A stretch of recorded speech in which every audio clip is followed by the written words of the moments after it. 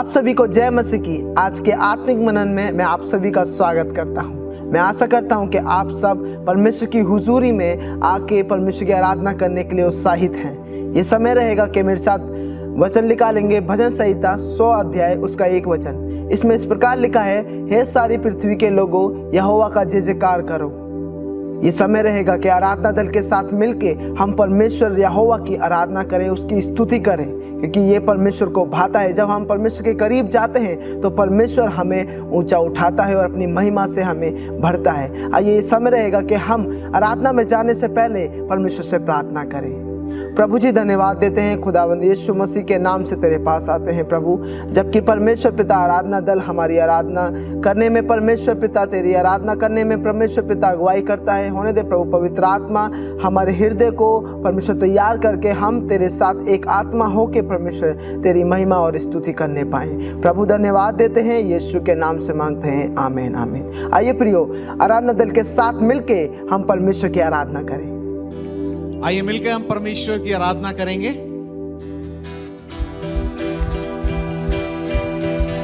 स्तुति प्रशंसा हमारे यीशु की, आदर और महिमा हमारे यीशु की।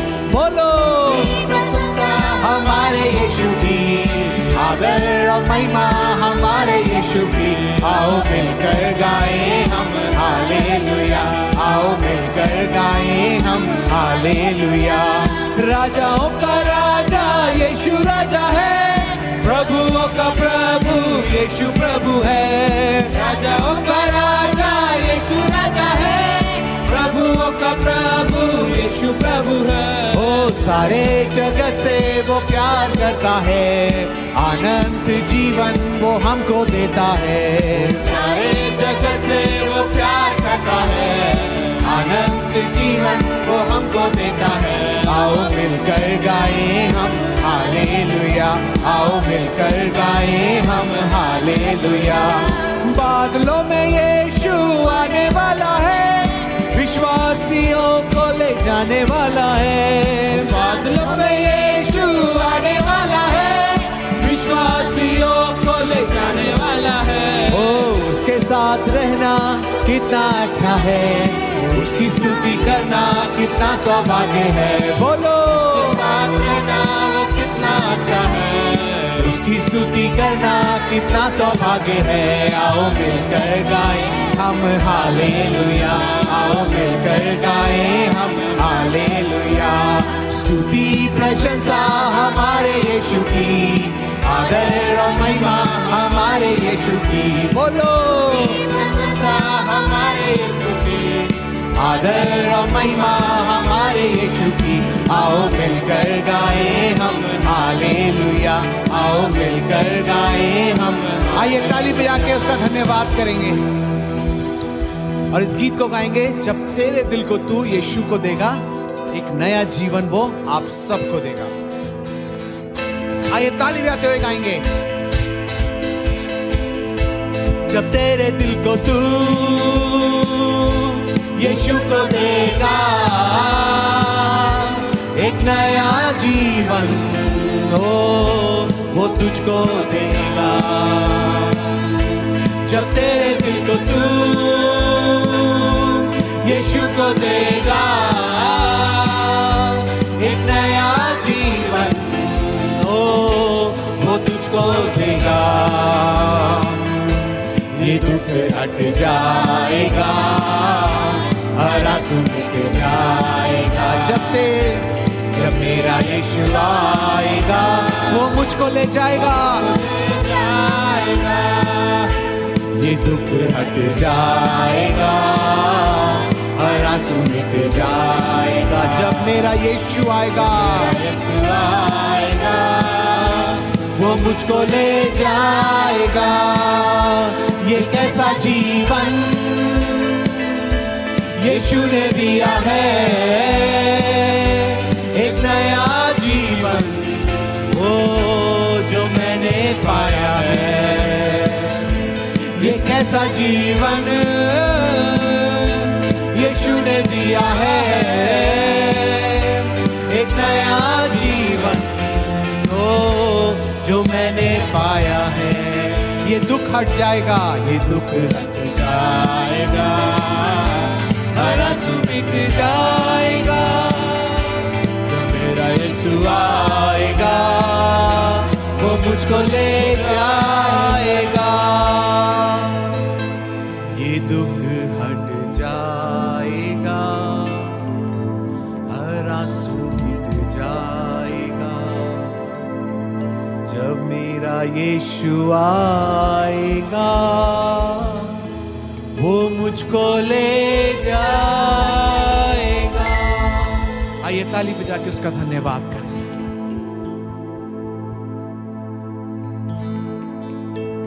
आइए उसकी स्तुति उसके सामने आएंगे, कैसी भी परिस्थितियां क्यों ना हो, चाहे अंधेरा ही क्यों ना हो, प्रभु हमारे साथ रहता है। चाहे घोर अंधेरों ने हो मुझे घेरा, सूनी राहों पर हूँ मैं अकेला, चाहे घोर अंधेरों ने हो मुझे घेरा, सूनी राहों पे हूँ मैं अकेला, मैं ना डरूंगा, मैं ना डरूंगा, तू मेरा बल, तू मेरी ढाल। आइए अपने हाथों को उठा के गाएंगे। यीशु तू ही ओ मेरी चट्टान, आंधी हो या हो तूफान, यीशु मेरा सर्वशक्तिमान, तू मेरा बल, तू मेरी ढाल, यीशु तू ही मेरी चट्टान, आंधी हो या हो तूफान, यीशु मेरा सर्वशक्तिमान। निराशाओं ने जब घेरा, उलझनों में पड़ा मन मेरा, निराशाओं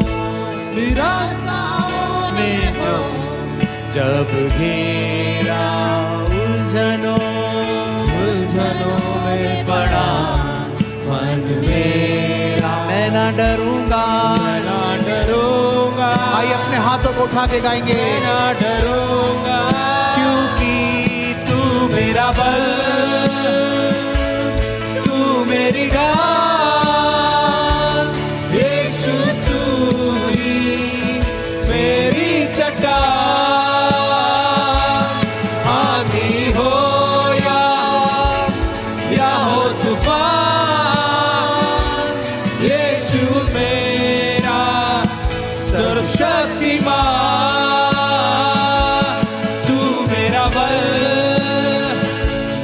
तू मेरी ढाल, यीशु तू ही मेरी चट्टान, आंधी हो या हो तूफान, यीशु मेरा सर्वशक्तिमान। प्रभु तेरा धन्यवाद करते हैं। असंभव कुछ भी नहीं यीशु नाम में, असंभव कुछ भी यीशु नाम में, असंभव कुछ भी नहीं, असंभव कुछ भी मेरे यीशु के लिए कुछ भी, असंभव कुछ भी नहीं यीशु नाम में, असंभव कुछ भी नहीं, ओ असंभव कुछ भी नहीं कुछ भी नहीं। तू मेरा बल, तू मेरी ढाल, यीशु तू ही मेरी चट्टान। आंधी हो या हो तूफान, यीशु मेरा सर्वशक्तिमान। तू मेरा बल, तू मेरी ढाल, यीशु तू ही मेरी चट्टान। आंधी हो या हो तूफान, यीशु मेरा सर्वशक्तिमान। प्रभु आज मेरे को यही वचन देना चाह रहा है कि आपको सब कुछ प्रभु को बोलना है। आज आपको सब कुछ प्रभु को बोलना है। शायद आपको लगता है ये तो आप अपनी सामर्थ्य से कर सकते हैं, शायद आपको लगता है कि ये तो मैं कर सकता हूं, लेकिन परमेश्वर का वचन कहता है कि मुझसे अलग होकर तुम कुछ भी नहीं कर सकते। बिना यीशु के हम कुछ भी नहीं कर सकते। लेकिन पौलुस इस प्रकार से कहता है, I can do all things through Christ who strengthen me. मेरे प्रिय, आज प्रभु को सब कुछ बोलना है। शायद छोटा सा बुखार ही क्यों ना हो, आज प्रभु को बोलना है। प्रभु तेरी चंगाई चाहिए, चाहे थोड़ा सा दर्द ही क्यों ना हो, आज प्रभु को बोलना है, प्रभु मेरे इस दर्द को तू दूर कर। शायद छोटा सा कोई परेशानी ही क्यों ना हो, आइए प्रभु को बोलेंगे। हमें अपने आप पे डिपेंड नहीं होना है, हमें प्रभु के ऊपर डिपेंड होना है, हमें उस पर भरोसा रखना है। तू मेरा बल, तू मेरी ढाल, यीशु तू ही मेरी चट्टान। आंधी हो या हो तूफान, चाहे छोटा या बड़ा, यीशु मेरा सर्वशक्तिमान।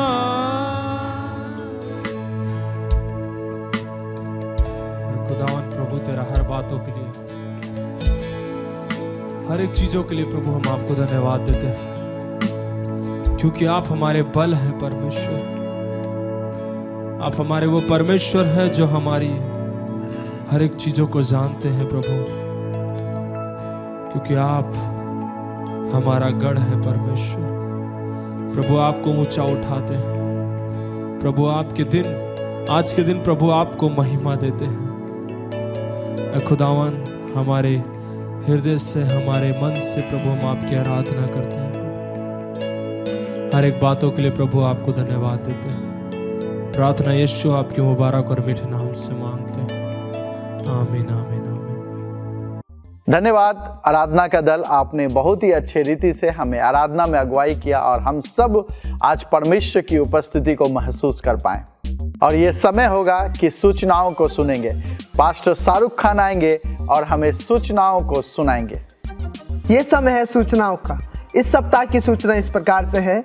फरीदाबाद के अलग अलग स्थानों में ग्रेस असेंबली और गॉड चर्च की आराधना सभा होती है, जैसे कि धीरज नगर की आराधना सभा सुबह 9 बजे धीरज नगर क्षेत्र में होती है। सूरज कुंड की आराधना सभा सुबह 10 बजे सूरज कुंड क्षेत्र में होती है। रामनगर की आराधना सभा सुबह 8 बजे और 9:30 बजे रामनगर क्षेत्र में होती है। भारत कॉलोनी की आराधना सभा सुबह 9 बजे भारत कॉलोनी क्षेत्र में होती है। 21C 21D की आराधना सभा सुबह 9 बजे 21D क्षेत्र में होती है। नीमका की आराधना सभा सुबह 9 बजे नीमका क्षेत्र में होती है। दयाल नगर की आराधना सभा दोपहर 12 बजे सूरज कुंड क्षेत्र में होती है। गदाखोर की आराधना सभा शाम 6 बजे गदाखोर क्षेत्र में होती है। अंग्रेजी की आराधना सभा सुबह 10 बजे 21C क्षेत्र में होती है। यदि आप इन क्षेत्रों के आसपास रहते हैं तो कृपया करके आप हमारे साथ किसी भी एक आराधना सभा में जरूर भागी हों। हर रविवार सुबह 11 बजे ऑनलाइन के माध्यम से आत्मिक विचार दिया जाता है। यदि किसी कारणवश आप कलीसिया भवन नहीं जा पाते हैं तो कृपया ऑनलाइन के माध्यम से जुड़ें। हर शुक्रवार शाम 6:30 बजे मुख्य कलीसिया भवन में आराधना सभा होती है। जरूर इसमें सहभागी हों। यदि किसी कारणवश आप नहीं आ पाते हैं तो ऑनलाइन माध्यम के द्वारा जुड़ें। हर दिन पासवान का दल और प्रार्थना दल मिलकर आप सभी के लिए प्रार्थना करते हैं। यदि आपके पास कोई प्रार्थना निवेदन है तो स्क्रीन पे दिए हुए नंबर के द्वारा आप हमें भेज सकते हैं, जिसके द्वारा हम सब मिलकर आपके लिए प्रार्थना करें। आज के लिए इतना ही। अधिक जानकारी के लिए अपने क्षेत्र पासवानों से संपर्क करें। मैं आशा करता हूं कि आपने सूचनाओं को ध्यानपूर्वक सुना होगा और ये समय है भेंट और दशमांश देने का। तो पास्टर शाहरुख फिर से आएंगे और हमें सिखाएंगे, हमें बताएंगे कि भेंट और दशमांश क्यों देना जरूरी है। अब ये समय है प्रियो, हम अपने परमेश्वर को भेंट और दशमांश को दें। हम जानते हैं जब हम अपने परमेश्वर को भेंट और दशमांश को देते हैं तो परमेश्वर हमारे जीवन में अपनी आशीष को देता है। ये प्रिय जानना है कि हम हमारे जीवन में परमेश्वर अपनी बरकतें आशीष से खाली आर्थिक चीज़ों के लिए नहीं देता, बल्कि हमारे परिवार में, हमारे कारोबार में, हमारे व्यक्तिगत जीवन में भी परमेश्वर आशीष को देता है। मगर प्रिय ये भी जानना है कि हम जब अपने परमेश्वर को भेंट और दशमांश को दें, हम कुड़कुड़ाए ना, बल्कि हम पूरे हर्ष से और विश्वास योग्यता के साथ अपने परमेश्वर को भेंट और दशमांश को दें। आइए समय है प्रियो, हम प्रार्थना करें। प्रभु जी धन्यवाद देते हैं खुदावंद यीशु मसीह के नाम से तेरे पास आते हैं। जो लोग परमेश्वर अपने भेंट और दशमांश को तेरे पास लाते हैं, तुझे देते हैं प्रभु, होने दे प्रभु उनके जीवन में तो अपनी आशीष को दे परमेश्वर, उनके परिवार में, उनके व्यक्तिगत जीवन में, और परमेश्वर पिता उनके कारोबार में तो अपनी बरकत और आशीष को दे, जिससे प्रभु और भी तेरे राज्य के लिए वे बोने वाले हो सके प्रभु। और जिन्होंने दिया है उनको आशीष दे, और जो नहीं दे पाए प्रभु उनके भी खत्तों को भरे कि वे भी परमेश्वर पिता तेरे राज्य के लिए बोने वाले हो सके खुदावंद। धन्यवाद देते हैं खुदावंद, यीशु मसीह के नाम से मांगते हैं, आमीन आमीन। कृपया ध्यान दें, आप अपने भेंट और दशमांश को ऑनलाइन के माध्यम से दे सकते हैं, जैसे कि फोन पे, गूगल पे, अमेजोन पे, पेटीएम, पेजैप, QR कोड को स्कैन करके, और आप बैंक ट्रांसफर के माध्यम से भी अपने भेंट और दशमांश को दे सकते हैं। धन्यवाद पास्टर शाहरुख खान, आपने हमें भेंट और दशमांश के विषय में बताएं। अगर अभी तक आपने भेंट और दशमांश को नहीं दिए हैं तो स्क्रीन पर डिटेल आ रहा है, आप जल्द से जल्द अपने दशमांश और भेंट को भेजें। और ये महत्वपूर्ण समय पे हम आ चुके हैं कि हम परमेश्वर के वचन को मनन करेंगे। तो पास्टर अरुण हमारे बीच आएंगे और वो हमें परमेश्वर के वचन को मनन करने में मदद करेंगे। आप सभी को जय मसीह की। आइए इस समय होगा हम परमेश्वर के वचन से हम सीखेंगे। जैसे कि आप सभी ने तैयारी के साथ इस समय आया है और इस समय हम परमेश्वर के वचन को पढ़ेंगे। और जैसे कि हम जानते हैं कि इस साल परमेश्वर ने हमको एक विषय दिया है, आगे बढ़ने का वर्ष है। तो आज हम सीखेंगे आगे क्यों बढ़ें और कैसे बढ़ें। हम इस साल पूरे हम सीखेंगे जरूर, लेकिन साथ साथ हमको चलना है। सिर्फ सीखेंगे नहीं, अपने जीवन में लागू भी करना है।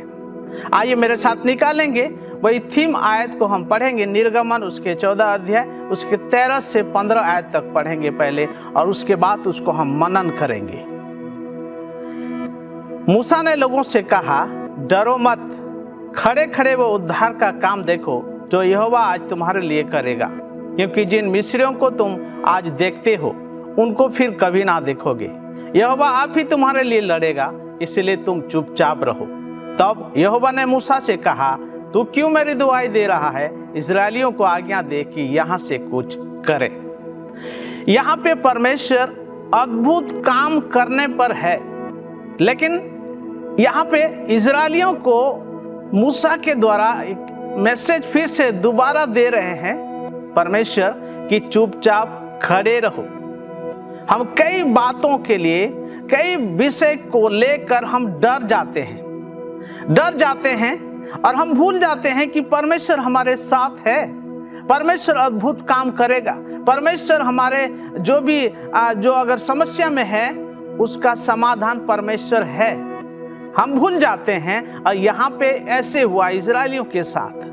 वो उनके जीवन में बहुत सारे आश्चर्य कर्म को देखा, इजरायलियों देखे थे, लेकिन फिर भी यहाँ पे वो घबरा गए हैं। ऐसे सिचुएशन में है वो घबरा गए हैं। लेकिन आज हम सीखेंगे, हम अपने जीवन में ये लागू करेंगे कि हमको कौन सी ऐसी समस्या है जो हम घेरे हुए हैं, ना आगे जा सकते हैं ना पीछे मुड़ सकते हैं। ऐसे ऐसे कई परिस्थिति, हर एक के पास अलग अलग समस्याएं हैं, लेकिन आज हम सीखेंगे कि क्या सच में मैं ऐसे रुक गया हूँ, ना आगे जा पा रहा हूँ, ना भाग पा रहा हूँ, ना दौड़ पा रहा हूँ, लेकिन ऐसे लगता है कि हम वही जगह में हैं, वही स्थान में जहाँ पे हमको नहीं रहना चाहिए था, लेकिन परमेश्वर ने हमको चुना है ताकि हम आगे बढ़ें। कौन सी चीज़ों में हमको आगे बढ़ना चाहिए, कौन सी बातों में हमको आगे बढ़ना चाहिए।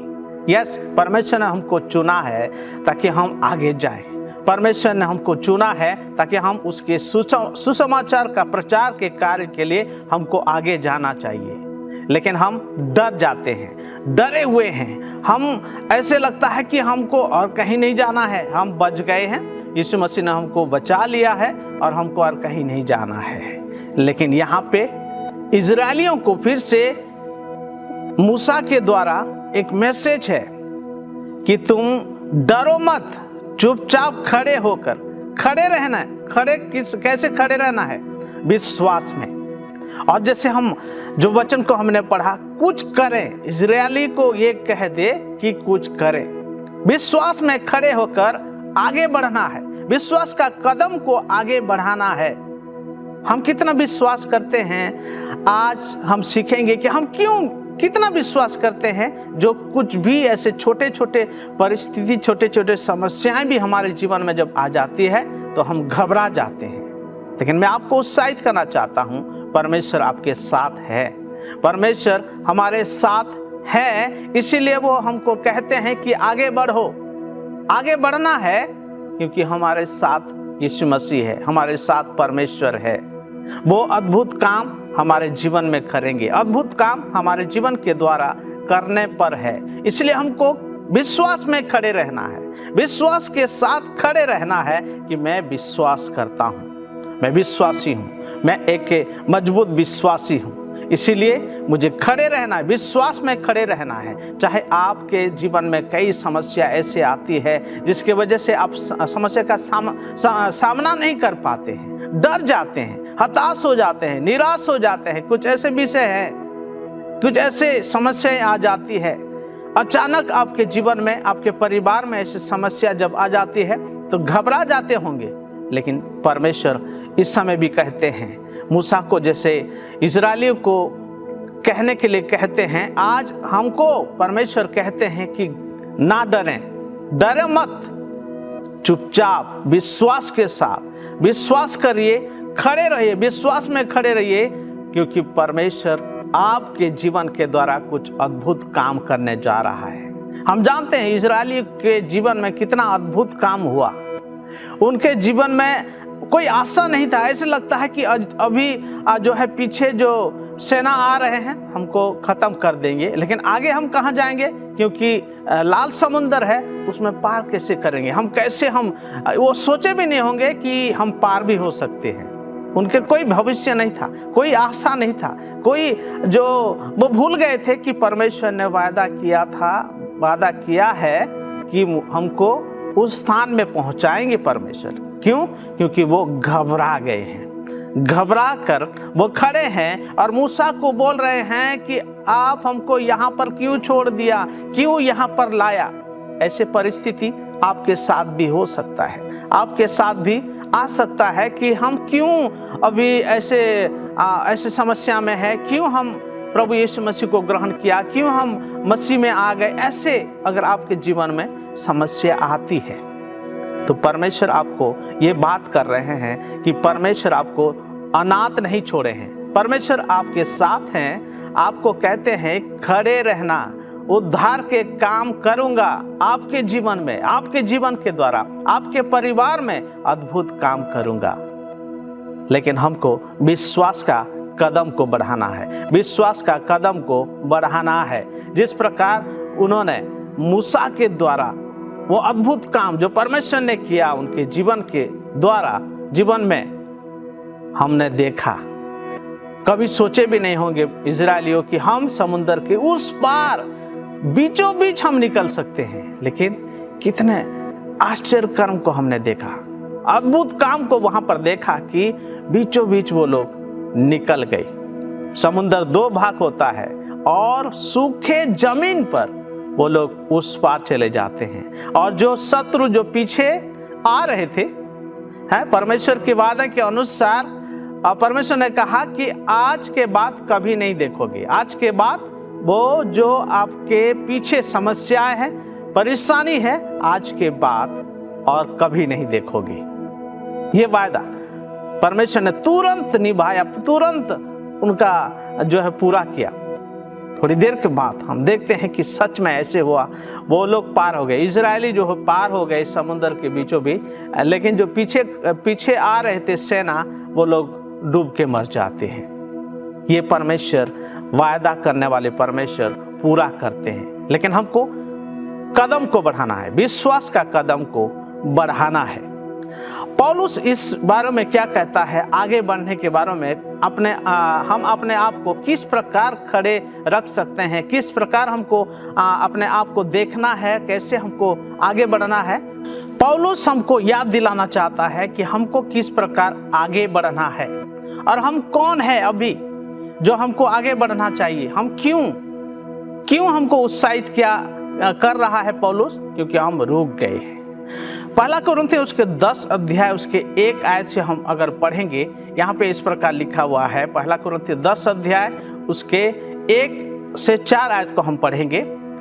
हे भाइयों, मैं नहीं चाहता कि तुम इस बात से अज्ञात रहो कि हमारे सब बाप दादे बादल के नीचे थे और सब के सब समुद्र के बीच से पार हो गए, और सब ने बादल में और समुद्र में मूसा का बपतिस्मा लिया, और सब ने एक ही आत्मिक भोजन किया, और सब ने एक ही आत्मिक जल पिया, क्योंकि वे उस आत्मिक चट्टान से पीते थे जो उनके साथ साथ चलती थी, और वो चट्टान मसीह था, और वो चट्टान यीशु मसीह है।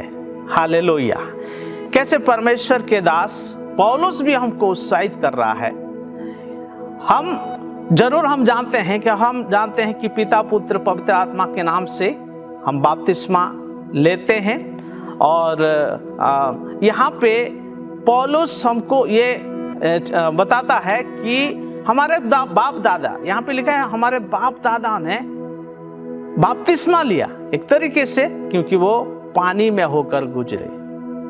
आज हम अपने आप को इस वचन से हमको ये सीखना है कि हम प्रभु में तो हैं, बहुत दिन से हैं प्रभु। हम कहते हैं कि मैं 10 साल से प्रभु यीशु मसीह को जानता हूँ, मैं 15 साल से विश्वासी हूँ, 20 साल से मैं विश्वासी हूँ, लेकिन आज हम कहाँ पे हैं, कैसे विश्वास करते हैं, मतलब हमको कहाँ रहना चाहिए, लेकिन अभी कहाँ पे हैं, कितना हमारे स्तर कहाँ पे हैं।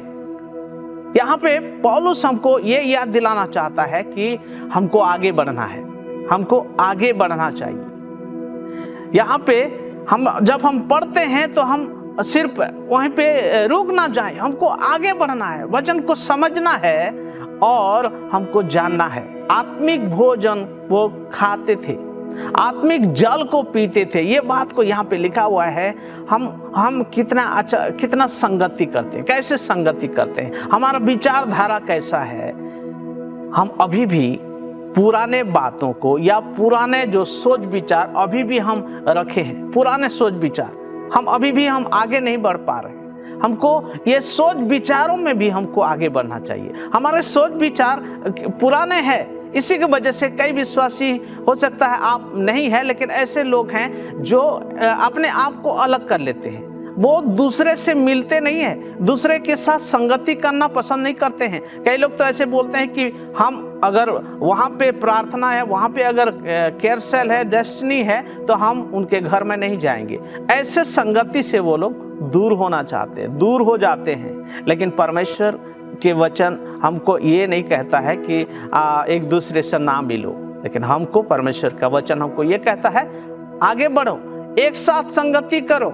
अगर हम इस वचन से हम चूक जाते हैं कि हम जो है दूसरे से संगति नहीं करते हैं, लेकिन क्या समझते हैं अपने आप को वो कहते हैं अपने आप को कि मैं बहुत दिन से विश्वासी हूँ, पुराना विश्वासी हूँ, 20 साल से विश्वासी हूँ, लेकिन अभी भी वही सोच विचार है, वहीं पे रुक गए हैं, वो आगे नहीं बढ़ पा रहे हैं। क्यों? क्योंकि हमारे सोच विचार वही पुराना है। हम सोच विचार में भी हमको आगे बढ़ना है, हमको ऐसे नहीं रुक जाना है। और तीसरा जो उदाहरण मैं आपके सामने रखना चाहता हूँ, पुराने नियम में लूत को सब लोग जानते हैं।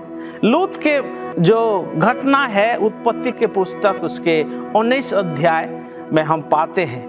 उसके जीवन में क्या होता है, वो परमेश्वर का भय मानता था, परमेश्वर के भय मानता था, लेकिन ऐसे एक समय आया, परमेश्वर के भय तो वो मानता था, लेकिन उनके जो जहां भी वो रहता था वो परदेशी होकर था।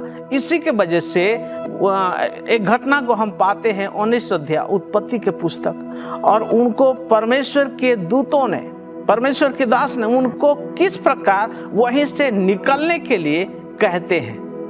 क्यों वहां से क्यों निकलने के लिए कहते हैं? क्योंकि वहां का जो हालत, वहां का जो पाप परमेश्वर की नजर में बढ़ गया था, और पाप के नगरी होने की वजह से, पाप बढ़ने की वजह से उस नगर को, उस एरिया को, उस क्षेत्र को नाश करने के लिए परमेश्वर थे, और परमेश्वर नाश करने वाले थे। और इसीलिए क्योंकि ये लूत जो है अपने परिवार के साथ परमेश्वर का भय मानता था, और उनको एक अवसर को मिला कि तुमको निकलना है, वहीं से निकलना है।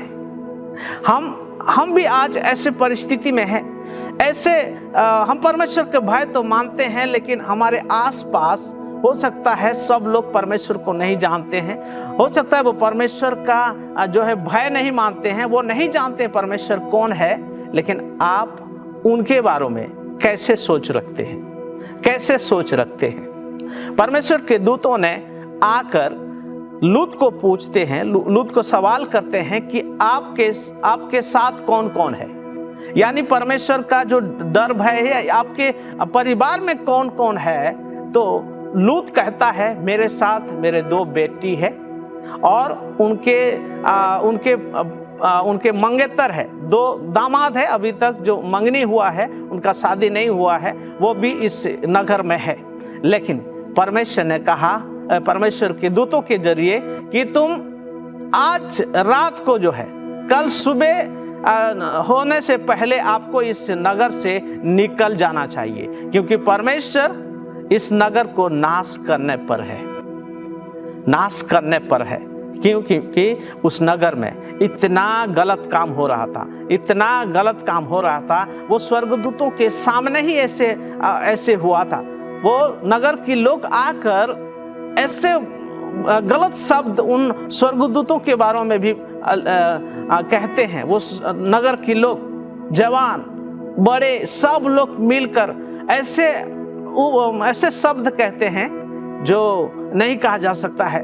उनको निकालो, उनको घर से हमारे हवाले कर दो, हम उनको देख लेंगे, मतलब अलग तरीके से वो बात करते हैं। तो स्वर्गदूतों ने जो लूत के परिवार में अभी संगति कर रहे थे, उनको समझ में आ गया कि हम इस नगर को सच में हमने देख लिया, कितने पाप में जी रहे हैं, कितने गलत काम में जी रहे हैं, अपने मनमानी कर रहे हैं। तभी लूत को और भी कहते हैं कि तुमको तैयार होना है, कल भोर जल्दी से जल्दी यहाँ से निकलना पड़ेगा, क्योंकि परमेश्वर इस नगर को नाश करने पर। मेरे साथ निकालेंगे उत्पत्ति के पुस्तक उसके 19 अध्याय 15 से 17 आयत को हम पढ़ेंगे। इसमें इस प्रकार लिखा हुआ है, जब पौ फटने लगी तब दूतों ने लूत से पूर्ति कराई और कहा कि उठ, अपनी पत्नी और 2 बेटियों को जो यहाँ है ले जा, नहीं तो तू भी इस नगर के अधर्म में भस्म हो जाएगा। पर वो विलम्ब करता रहा। इससे उन पुरुषों ने उसका और उसकी पत्नी और 2 बेटियों का हाथ पकड़ लिया, क्योंकि यहोवा की दया उस पर थी, और उसको निकाल कर नगर के बाहर कर दिया। और ऐसा हुआ कि जब उन्होंने उनको बाहर निकाला तब उसने कहा, अपना प्राण लेकर भाग जा, पीछे की ओर ना ताकना और ना तराई भर ना ठहरना। उस पहाड़ पर भाग जाना, नहीं तो तू भी भस्म हो जाएगा। ये वो पुरुष जो परमेश्वर की ओर से आए थे, वो पुरुष ये लूत के परिवार को, यहाँ पे लिखा है लूत, उसके पत्नी और 2 बेटी है, क्योंकि वो दो दामाद थे, उनके पास लूत गया था पूछने के लिए, उनको रिक्वेस्ट करने के लिए, उनको कहने के लिए कि परमेश्वर कल से इस नगर को नाश करने वाला है। लेकिन उन्होंने लूत का मजाक उड़ाया, ठट्टा उड़ाया कि ये कौन सा बात है। उन्होंने भी विश्वास नहीं किया। ये संगति का असर है। वो उस संगति में रहते थे, उस नगर में रहते थे, इसी के वजह से वो विश्वास नहीं किया लूत का। लेकिन यहाँ पे हम एक बात को सीखते हैं, इस बात को हमको सीखना है कि हमको किस प्रकार अपने आत्मिक जीवन को जीना है और किस प्रकार हम अपने आप को आगे बढ़ाना है। यहाँ पे जब हम इसको हमने पढ़ा, यहाँ पे उस पुरुषों ने कहा लूत को कि तुम इस नगर को छोड़कर चले जाओ। और ये जैसे कहते हैं, लेकिन फिर भी लूत अपने टाइम को वेस्ट कर रहा था, समय को और भी विलंब कर रहा था। यहाँ पे लिखा है विलंब कर रहा था। पता नहीं वजह क्या है, वो अपने आप को इतना लेट क्यों कर रहे थे, इतना विलंब क्यों कर रहे थे। ऐसे लगता है कि वो कुछ ढूंढ रहे थे, कुछ सोच रहे थे, कुछ ऐसे क्यों विलंब कर रहे थे, क्योंकि वो शायद वो ढूंढ रहे थे अपने लोगों को मिस करेंगे, अपने लोगों के बारे में सोच रहे थे, अपने पुराने दोस्त के बारे में सोच रहे, जिनसे वो बात करते थे, जिन शहर के लोगों से वो जो है संगति करते थे, बात करते थे, और उसके बाद उनके पास उनके साथ नहीं मिल पाएंगे। ये बात को जरूर याद कर रहे होंगे। लेकिन वहाँ से उनको निकलना था, और जब और विलंब कर रहे थे, उन पुरुषों ने इनके हाथ को पकड़ा, उनके पत्नी का हाथ, दोनों बेटियों का हाथ पकड़ के उस नगर से निकाल के बाहर ले गए, उस नगर से बाहर ले गए। लेकिन मैं आपको ये बात को उत्साहित करना चाहता हूँ। परमेश्वर ने कहा कि पीछे नहीं मुड़ना है। इस साल जैसे हमको कहा, परमेश्वर ने कहा कि आगे बढ़ने का वर्ष है, हमको पीछे नहीं मुड़ना है, आगे बढ़ना है, आगे बढ़ना है। यहाँ पे हम देखते हैं कि सच में लूत को जो स्वर्गदूतों ने उनके हाथ पकड़कर ले गए और कहा कि पीछे नहीं मुड़ना है। पीछे हम बहुत कुछ छोड़ देते हैं, पीछे हमको बहुत कुछ हमको भूलना चाहिए, बहुत कुछ हमको छोड़ना चाहिए। लेकिन जो मुड़ गया, जो पीछे मुड़ कर देखता है, अब नया नियम यीशु मसीह के सुसमाचार में हम भी उसमें भी पाते हैं कि पीछे नहीं मुड़ सकते। पीछे जो मुड़ गया वो मेरा चेला नहीं है, पीछे नहीं मुड़ सकता है। यहाँ पे जब हम देखते हैं कि लूत की पत्नी 19 अध्याय के 26 आयत में हम पाते हैं कि वहां पे जब पीछे मुड़ के देखी तो वो नमक का खंबा हो जाता है। यहाँ पे लिखा है कि भस्म हो जाएगा, अगर पीछे मुड़ोगे तो भस्म हो जाओगे, ये लिखा हुआ है। लेकिन जब हम देखते हैं कि जब उसके स्त्री लूत की पत्नी ने पीछे मुड़ कर देखी तो वो नमक की खंबा बन जाती है। मैं आपको इस बात को फिर से याद दिलाना चाहता हूं, हमको आगे बढ़ना है, आगे बढ़ना है, पीछे नहीं मुड़ना है। परमेश्वर ने आपको आगे बढ़ने के लिए कहा है, चाहे जो भी परिस्थिति क्यों ना हो जाए, चाहे जो भी ऐसी समस्या आपके जीवन में क्यों ना हो, आपको पीछे नहीं मुड़ना है, पीछे हमको नहीं मुड़ना, आगे बढ़ना है। हमको परमेश्वर ने चुना है। जैसे पौलुस हमको याद दिलाता है कि आपने पानी का बपतिस्मा लिया, प्रभु के साथ वाचा बांधा है, इसलिए क्योंकि आप विश्वासी हैं। विश्वास का कदम को आगे बढ़ाना है, विश्वास में बने रहिए और आगे इस कदम को बढ़ाइए। जब हम आगे बढ़ेंगे तो परमेश्वर हमको अकेले नहीं छोड़ेंगे, वो हमारे साथ है, वो हमारे साथ है। इसलिए हमको विश्वास का कदम बढ़ाकर आगे बढ़ना है। वो हमको हमारे साथ है, वो हमारे साथ है। हर एक परिस्थिति में, हर एक ऐसे परेशानी के समय में भी वो हमारे हाथ नहीं छोड़ते हैं। आइए अगर आपके जीवन में ऐसे कोई परिस्थिति है, ऐसे कोई परेशानी का समय है, तो आप पीछे ना मुड़े, आगे बढ़ें। आगे बढ़ने के लिए परमेश्वर से प्रार्थना करें कि प्रभु मुझे इतना सामर्थ को दे, इतना ज्ञान बुद्धि समझ को दे, ताकि मैं आगे बढ़ सकूं, मैं आत्मिक जीवन में आगे बढ़ूं। और जो प्रभु आपने हमको ये आज्ञा को दिया है कि तेरे सुसमाचार को लेकर दूसरों को पहुंचाऊं, तो हमको सामर्थ को दे, ताकि आपके सुसमाचार को आगे हम बढ़ा सके। आत्मिक जीवन में हमको आगे बढ़ना है, तथा हम अपने जो है सुसमाचार प्रभु यीशु ने जो हमको आज्ञा दिया है, उस काम को भी आगे बढ़ाना है। आइए अपने जीवन को तैयार करते हैं, प्रार्थना करते हैं। स्वर्गपिता परमेश्वर, हम धन्यवाद करते हैं ये समय सच में आपने हमसे बोला और बातें किया। प्रभु मैं प्रार्थना करता हूँ तेरे ज्ञान बुद्धि समझ को दे परमेश्वर, जैसे हम आगे बढ़ते हैं प्रभु, आत्मिक जीवन में हम आगे बढ़ सके। हमारे पूरे परिवार रूपी प्रभु हम मिल के परमेश्वर आत्मिक जीवन में हम आगे बढ़ सके। ऐसे तो हमको और भी सामर्थ्य को दे परमेश्वर, चाहे जैसे भी परिस्थिति हो, जैसे भी परेशानी की समय क्यों ना हो, पर प्रभु आप हमको प्रभु विश्वास में खड़े रहने के लिए मजबूत कर प्रभु, सामर्थ को दे परमेश्वर। धन्यवाद करते हैं तूने हमारे प्रार्थना को सुना है। प्रार्थना यीशु मसीह के नाम में मांगते हैं। अब हमारे पिता परमेश्वर का प्रेम, प्रभु यीशु मसीह का अनुग्रह और पवित्र आत्मा की सहभागिता और संगति प्रभु यीशु मसीह के दोबारा आगमन तक बने रहे। और सबने कहा आमीन आमीन। प्रभु सबको आशीष दे। जय मसीह की।